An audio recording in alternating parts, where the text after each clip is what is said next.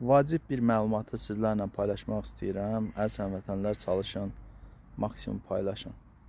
Deməli, bildiyiniz kimi Azad Söz kanalının rəhbəri siyasi mühacir Əliyev rejimi tərəfindən təqib olunan Tural Sadıqlının əmisi Elmir Sadıqov bir müddət öncə Sabunçu polisi tərəfindən şərlənərək həbs olunub. Şərlənmə səbəbi güya ki, Elmir Sadıqov üzərində qumbara daşıyırmış. Çox gülünc bir ittihamdır. İndiyə kimi narkotik deyirdilər və yaxud polisə müqavimət deyirdilər. İndi şişirdiblər.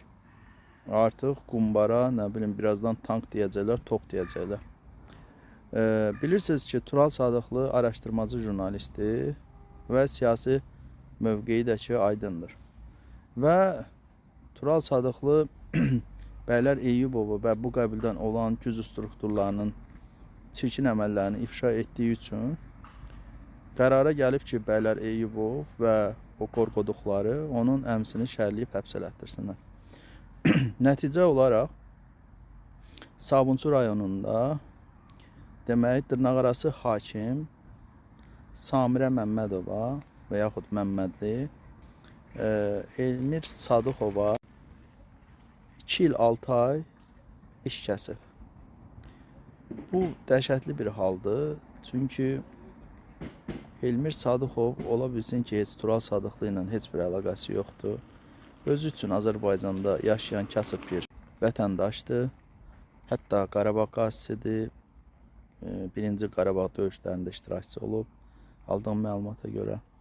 Yəni, bu adamı həbs eləməklə Tural Sadıqlını və yaxud bir başqasını nə qorxudan deyirsiniz, nə geri çəkindirən deyirsiniz. Yəni, bu mübarizə mütləq davam eləyəcək.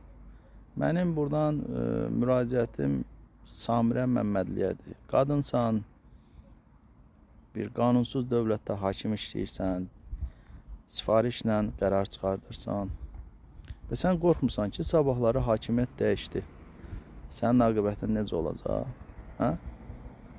Bəs görmürsünüz ki, dünyada, müxtəlif ölkələrdə dəyişikliklər olur, çevrilişlər olur. Sizi çox pis aqibət gözləyir. Bunu unutmayın.